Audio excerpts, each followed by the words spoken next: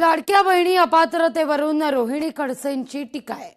काय ओ भाऊराया, आता तुम्हाला खर्च दिसतोय, आता लाडक्या बहिणी जड झाल्या असं रोहिणी खडसे म्हणतायत। लाडक्या बहिणींचा खंबीर दादा आता नाही, पण किमान सुनेत्रा वहिनी तुम्ही तरी लाडक्या बहिणींवर होणारा अन्याय मांडा असं रोहिणी खडसे सुचवतायत।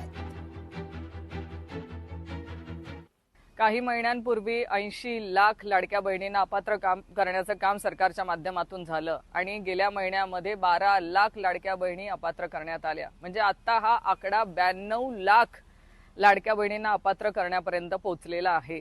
सरकारमधले काही लोक सांगतात की लाडक्या बहिणींवरचा खर्च हा वाढलेला आहे, जो 26,000 कोटींपर्यंतचा होता तो आता 32,000 कोटींपर्यंत जाऊन पोहोचलेला आहे। म्हणजे जवळजवळ 7,500 कोटी रुपये हा लाडक्या बहिणींवरती केला जाणारा खर्च वाढलेला आहे असं सरकारमधल्या काही लोकांचं म्हणणं आहे। माझं देवाभाऊ आणि शिंदे भाऊंना एकच विचारणं आहे की तुम्हाला आता लाडक्या बहिणींवरचा खर्च दिसायला लागलाय का? मुसळधार पावसानं कोल्हापूरच्या शिरोळ बंधाऱ्याचं नुकसान आहे। पाण्याच्या मोठ्या प्रवाहामुळे दक्षिणेकडील भागाचं नुकसान आहे। संरक्षण भिंत, मोहरी आणि दगडी संरचनेची झीज झालेली आहे। संरक्षक भिंत याचं मोठ्या प्रमाणावर नुकसान आहे। राजकीय कार्यक्रमाकरता विद्यार्थ्यांचा वापर होतोय। नेत्यांच्या स्वागताकरता विद्यार्थ्यांचा वापर होतोय।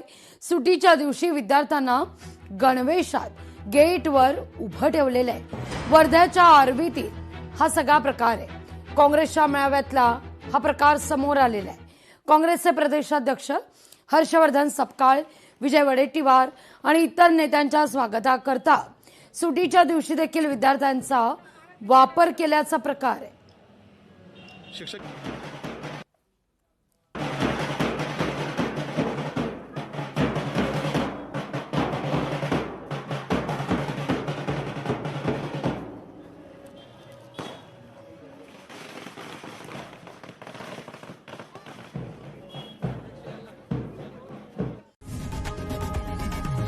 लोकशाही मराठी ऐका, पहा, जागरूक रहा।